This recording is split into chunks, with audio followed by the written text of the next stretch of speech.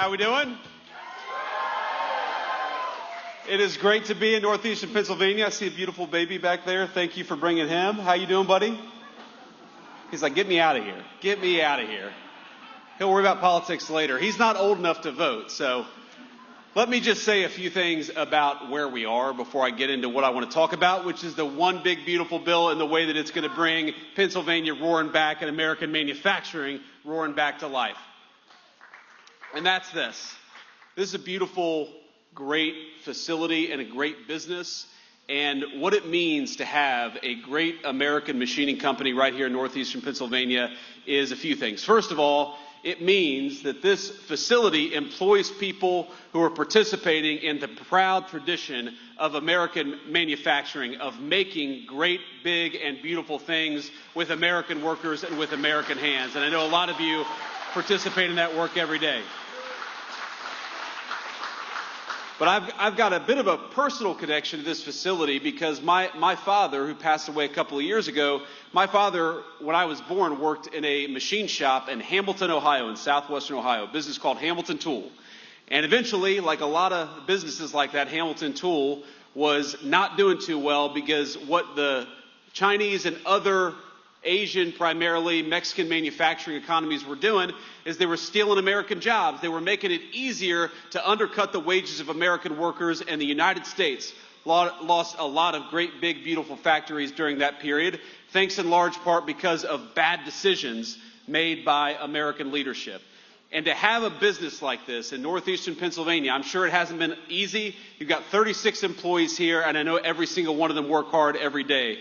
But this is a great company, a great American success story. And while you guys thrived with bad policy coming from Washington, D.C., I think that you're going to take off into a rocket ship with good policy coming from Washington, D.C. under Donald J. Trump's leadership.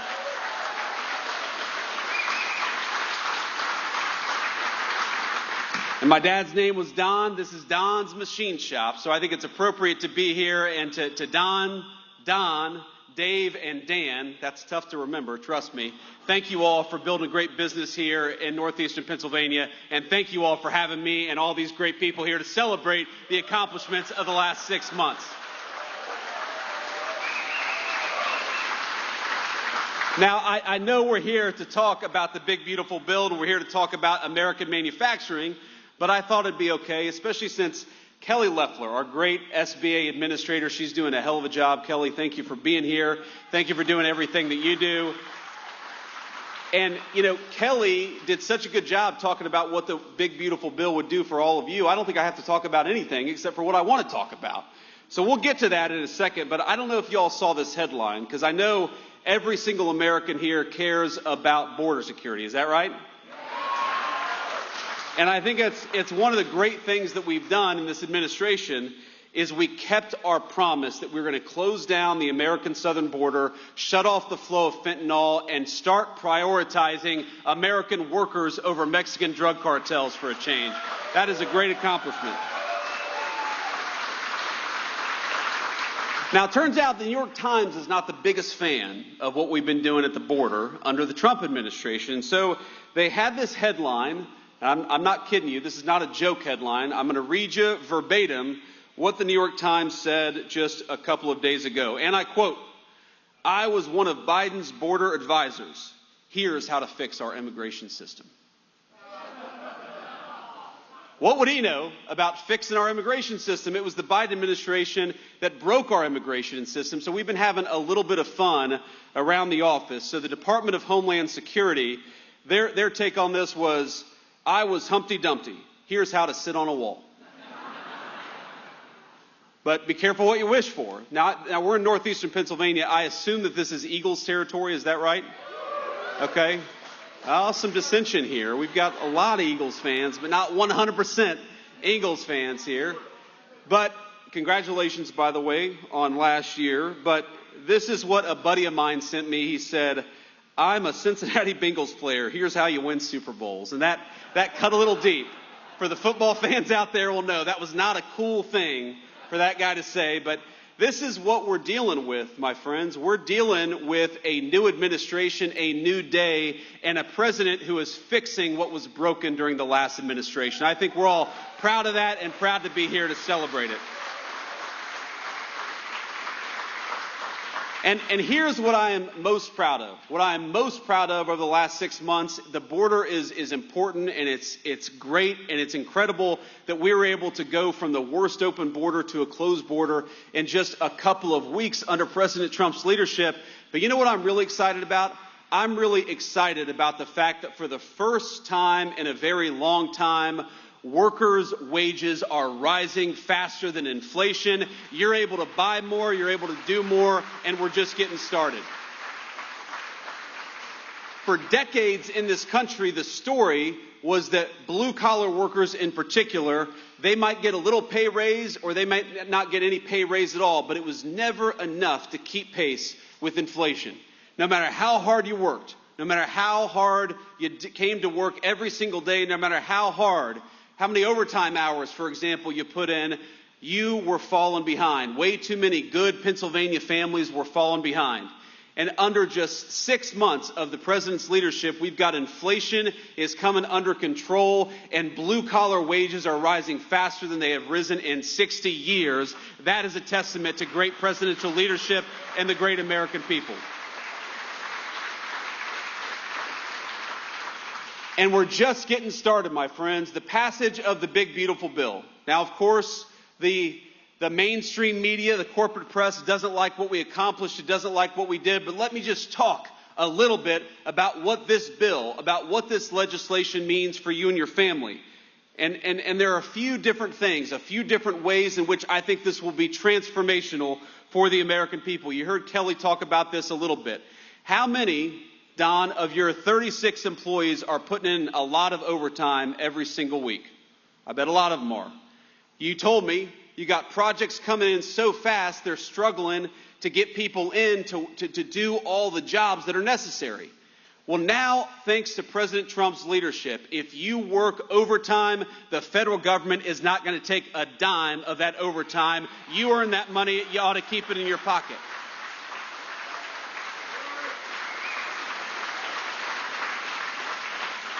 And while we're on that topic, why is it? You know, the big, beautiful bill was about taxes. It was about spending. It was about investing in America's future.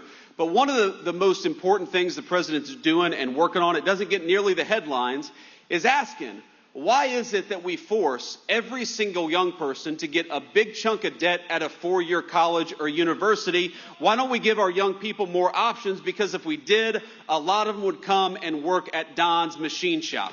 And that would be good for them, and it'd be good for American workers.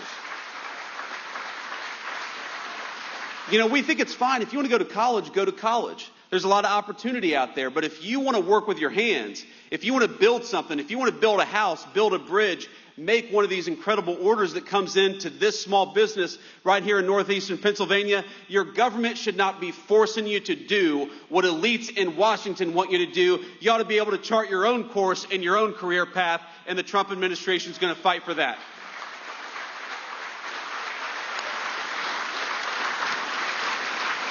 But, you know, here are just some of the other things that we're doing with this one big, beautiful bill. You know that we are creating the biggest tax breaks maybe in American history for investing and building in the United States of America. So if you're a small business, if you're a medium-sized business, if you want to invest in American workers, we are going to make it so you pay less taxes. Invest in Americans and your government ought to reward you. Isn't that common sense?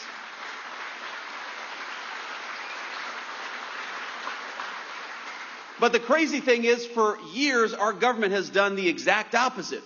We have rewarded people who shipped American jobs overseas and penalized the great small businesses who invested right here in America, right here at home. And the President Trump's leadership, we're flipping that on its head.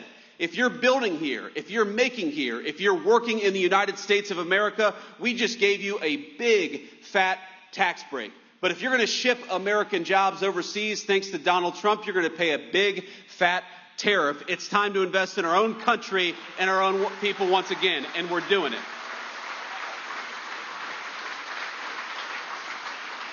And here's the crazy thing. While we worked so hard, without a single Democrat in Congress supported this legislation, we worked so hard to get this legislation passed, to cut your taxes, to prevent big tax increases, to make it easier to save and invest right here in this great country that all of us love. Would you believe that the Democrats, they are attacking us every single day?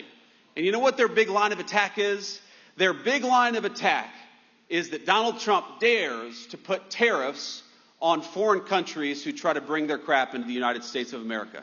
And that's interesting to me, because Democrats seem to like everything that increases taxes.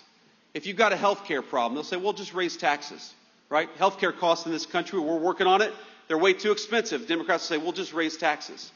We got not enough people working. Democrats will say, just raise taxes. That's their solution to every single problem. But you know, the one group of people in the entire world that they don't seem interested in penalizing, it's foreign countries that take advantage of this country, and that's got to stop. Part of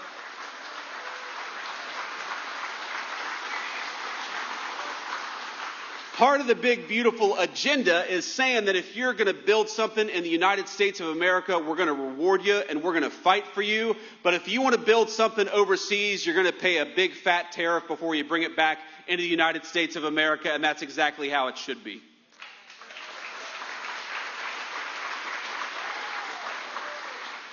For the first time, really in my lifetime, I'm 40 years old. I turned 41 in a couple weeks, but don't remind me. I appreciate that. I said don't remind me, but thank you. But here's the thing. For the first time in my life, we significantly cut the long-term spending problem that we have in this country. Because I see a lot of young people out here. And you know what I don't want to pass on to my kids and grandkids is this giant debt bomb that's hanging over their head for the rest of their lives. And thanks to President Trump's leadership and thanks to a lot of hard work from congressional Republicans, we are finally turning that around, getting Washington's spending under control in the same way that you've got to manage a household budget. The politicians in Washington ought to manage their budget in the exact same way.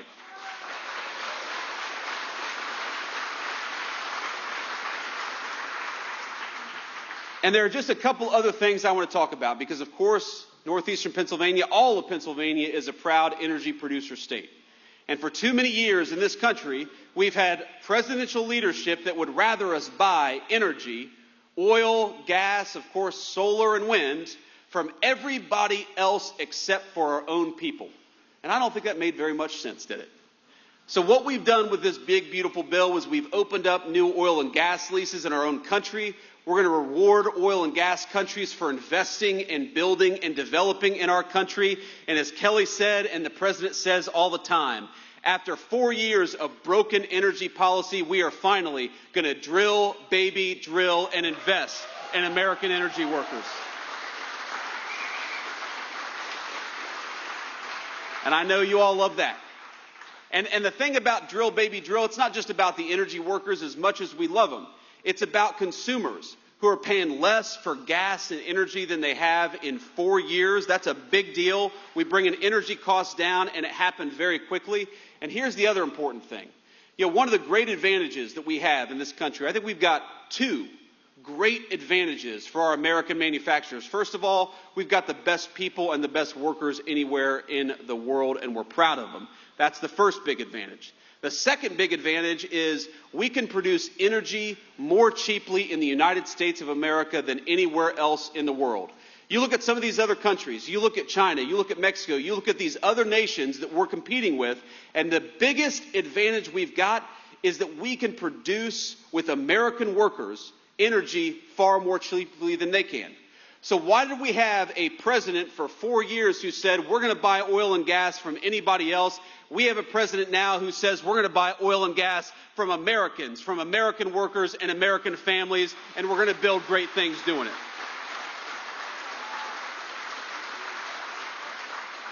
And I want to say just two more things about this big, beautiful bill. Number one, didn't get that much headlines, and you probably won't even be aware of it for 10, 12, 14 years down the road. But in the big, beautiful bill, there is $1,000 for every newborn Americans to create a savings account and try to build some wealth for the next generation of Americans. And I think that's a very big deal because you're going to have a bunch of kids who, of course, aren't aware of it today. And this is a good argument, honey, for having a fourth child, but we'll talk about that later. $1,000 that over 18 years is going to compound and build something for themselves so that when they're ready to start off on a new life, when they're ready to come to Don's Machine Shop, when they're ready to start a small business or to go on to higher education, they've actually got real wealth built right here in the United States of America, and that's thanks to the one big beautiful bill. Now, it's interesting, my friends, that the Democrats, we couldn't get a single Democrat to vote for that bill. Couldn't get a single Democrat to vote for $1,000 for every newborn baby in the United States of America, and I realized the problem. If we had made that $1,000 accessible, not to newborn American babies, but to illegal aliens, I think we could have got the Democrats' votes. Because I don't know if you've seen, but the reason for being of the modern Democratic Party seems to be to open up the American border and to put illegal aliens over the interests of American citizens. It's the craziest thing. I grew up in the presidency of Bill Clinton, who had a lot of problems, let's be clear, but Bill Clinton was not the modern Democratic Party when it came to these wide open borders. He was not encouraging violence against our immigration enforcement officers. He was not voting against legislation that would help American citizens build wealth. Because whatever you want to say, today's Democrats are not the Democrats of the past. And what we're getting ready to do, as you know, we just finished one election in 2024, and of course it went the right way. But what we're getting ready to do over the next year and a half, is to talk about these big wins. Because if we don't talk about them, we know too many in the fake news won't cover them. And so what I'd ask every single person to do is take what I've said, of course, go and do the research yourself, but go and talk to your neighbors, go and talk to your friends about what this bill does for America's citizens. Because we don't want to wake up in a year and a half and give the Democrats power back and realize that they're going to take $1,000 out of our hands to give it to illegal aliens. We're going to invest in American workers and American families every single day, and that's my solemn promise to every person in this room.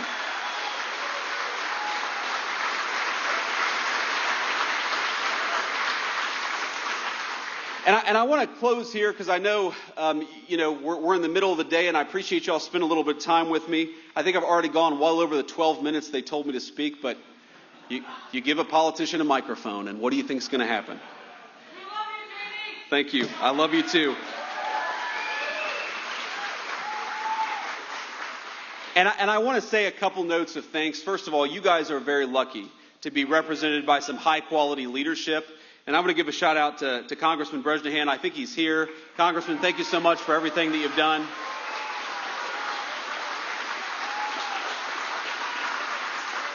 I think he's even younger and certainly better looking than I am. So you guys are lucky here in northeastern Pennsylvania.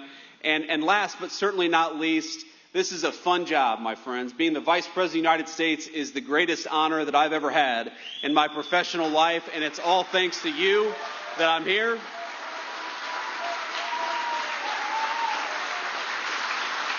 But it is a hell of a lot more fun to do it with somebody you love by your side. So, Usha, thank you for everything, and thank you for making this possible.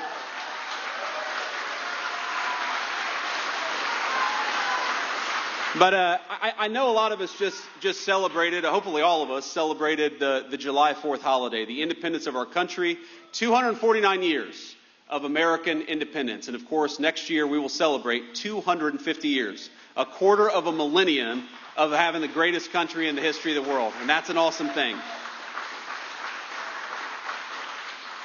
And I'm not sure, of course, what you all did on the July 4th holiday, but we were actually in North Dakota. And I was at Teddy Roosevelt National Park, or the soon-to-become Teddy Roosevelt National Library. They're still building it. And I'd never been to North Dakota before. And I was there, of course, with Usha and with our 3 kids. And my little 3-year-old daughter, she brought me this dandelion. And she it was one of these dandelions where, her little 3-year-old lungs just couldn't blow these seeds all over this beautiful Badlands hills. And I'm looking out there and I see the American flag and I see these beautiful hills and I help her out and we see these dandelions floating over this beautiful American scenery. And I think to myself, my God, what a beautiful country we have. And how lucky it is that our forefathers gave us this land to carve out a new nation and I think a new civilization. And what I realize is, in all of our jobs, whether you're working at Don's Machining or whether you're the Vice President of the United States, we're worried about the day-to-day. We're worried about the orders that come in. We're worried about, clients that we've got to serve. We're worried about, getting the big, beautiful bill passed and counting votes. That's what I was doing a lot in the last few weeks. But I realize that it's all in the service of something. It's all in the service of giving our kids the incredible opportunities that we've had. It's in the service of watching a child's face light up when she sees America's beauty. And I saw it on her face and in her eyes for the first time, realizing what a beautiful landscape this was. It's about the cookouts. It's about seeing our kids grow up and learn something that they have a passion for. It's about believing that the next generation is going to have a better life than we had because we worked our tails off to give it to them. That's the American dream, my friends. That's what it's all about.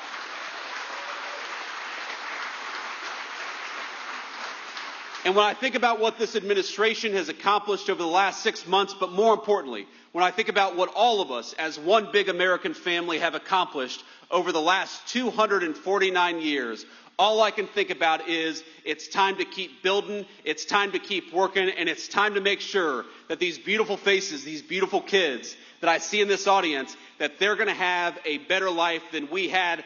That is the promise of America, and we will never stop fighting to give it to the next generation. God bless you all, and thank you for having me. It's great to be here.